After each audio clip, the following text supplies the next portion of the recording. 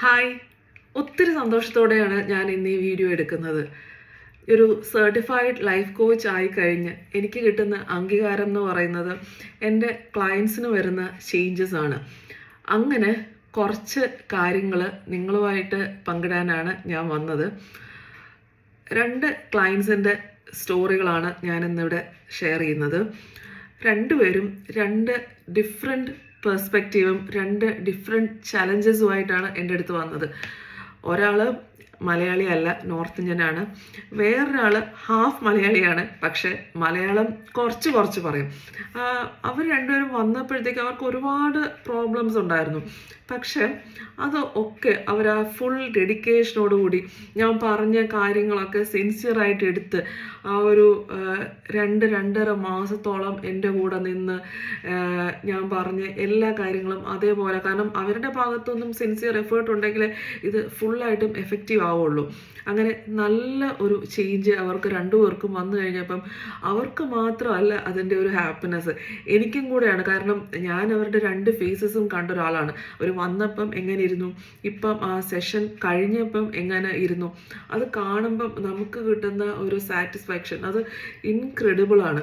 അപ്പം നിങ്ങൾക്കും ലൈഫിൽ ഏതെങ്കിലും ഒരു പോയിന്റിൽ നിങ്ങൾ സ്റ്റക്കാണ്, അല്ലെങ്കിൽ ക്ലാരിറ്റി കുറച്ചുകൂടെ വേണം, അല്ലെങ്കിൽ ലൈഫിൽ എന്തെങ്കിലും ഒരു ചേഞ്ച് വേണം എന്ന് തോന്നുകയാണെങ്കിൽ ഒട്ടും മടിക്കണ്ട. അത് ഒട്ടും പോസിബിൾ അല്ല എനിക്കിനി ഒന്നും മാറാൻ പറ്റില്ല എന്നൊരിക്കലും വിചാരിക്കരുത്. ലൈഫിൽ നമുക്ക് എല്ലാത്തിനും ഒരു മാറ്റം ഉണ്ടാക്കാൻ നമ്മൾ വിചാരിക്കാൻ ഉറപ്പായിട്ടും പറ്റും. അതിന് ഏറ്റവും വലിയ എക്സാമ്പിൾ ഞാൻ തന്നെയാണ്. ഞാൻ ചേഞ്ച് ആയിട്ടാണ് ഞാൻ എൻ്റെ ക്ലയൻസിനെ ചേഞ്ച് ആവാൻ ശ്രമിക്കുന്നത്, അല്ലെങ്കിൽ ചേഞ്ച് ആക്കാൻ ശ്രമിക്കുന്നത്. ഞാൻ നിഷയുടെ 8 weeks life coach session attend ചെയ്തിട്ടുണ്ടായിരുന്നു. Initially life coach sessions attend ചെയ്യുമ്പോൾ എനിക്ക് അത്ര കോൺഫിഡൻസ് ഉണ്ടായിരുന്നില്ല എനിക്ക് എന്ത് ഡിഫറൻസ് വരും എൻ്റെ തോട്ട് പ്രോസസ്സിൽ.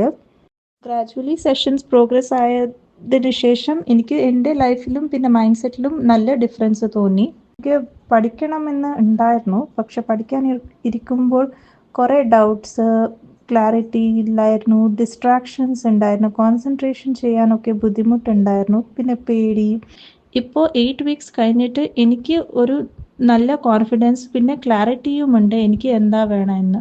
ഈ സെഷൻസിൽ നിഷ എനിക്ക് നന്നായിട്ട് ഗൈഡ് ചെയ്തു. എന്തെങ്കിലും ഇഷ്യൂസ് ഉണ്ടായാൽ നിഷ അത് ന്യൂട്രലായിട്ട് കേട്ടു, പിന്നെ അതിനനുസരിച്ചിട്ട് സൊല്യൂഷൻസ് കൊടുത്തു. പിന്നെ കുറേ മെഡിറ്റേഷൻ ക്ലാസ്സസ് ഉണ്ടായിരുന്നു, അത് എൻ്റെ മൈൻഡിന് കാം പിന്നെ എൻ്റെ കോൺസെൻട്രേഷനും ഇമ്പ്രൂവ് ചെയ്തു.